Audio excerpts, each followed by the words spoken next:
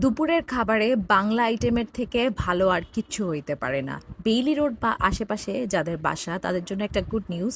এখন বেইলি রোডেও হচ্ছে বাংলা খাবারের জন্য একটা নতুন রেস্টুরেন্ট চলে আসছে, যেখানে তোমরা সব ধরনের হচ্ছে মাছ, ভাত, ভর্তা, মাংস আর এমনকি হচ্ছে সমুদ্রের পাড়ে মানে কক্সবাজারের লইট্টা ফ্রাইও এখানে পেয়ে যাবা। তো এই উইকেন্ডে আমি চলে গেছিলাম হচ্ছে সেই রেস্টুরেন্টটাতে, ঢুকেই দেখি অনেক ভিড়, মানে লোকে লোকারণ্য বলতে গেলে যেটা হয় আর কি। তো ওয়েট করতে করতে এখানে যে ডেকোরেশন সেটা দেখছিলাম, অনেকটা বাঙালিয়ানার ছোঁয়া দিয়ে হচ্ছে ওরা ডেকোরেশনটা করেছে। আর সবচেয়ে ইন্টারেস্টিং লাগছে আমার সত্যি বলতে ওদের এই জামদানি প্রিন্টের কাঠের ডেকোরেশনের মধ্যে ডিফারেন্ট ডিফারেন্ট মানে স্টেটমেন্ট বা মানে উক্তি টাইপের। আর আরেকটা ইন্টারেস্টিং ছিল হচ্ছে মোটামুটি ২০-২৫ মিনিট ওয়েট করার পরে হচ্ছে আমরা ফার্স্টে জায়গা পাই।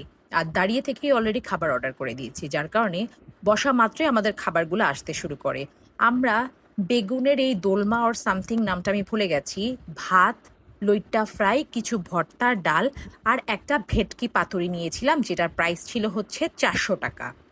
তারপর খাবার আসার পরে আমার বান্ধবী খুব আদর আর যত্ন করেই হচ্ছে আমাকে খাবারগুলো বেড়ে দিচ্ছিল, because I was very hungry. খাওয়া শুরু করবি? হ্যাঁ, তুই খা, তারপর আমি খাবো। আমরা শুরু করছি। যেদিন মরিচ পেঁয়াজ করতে হবে।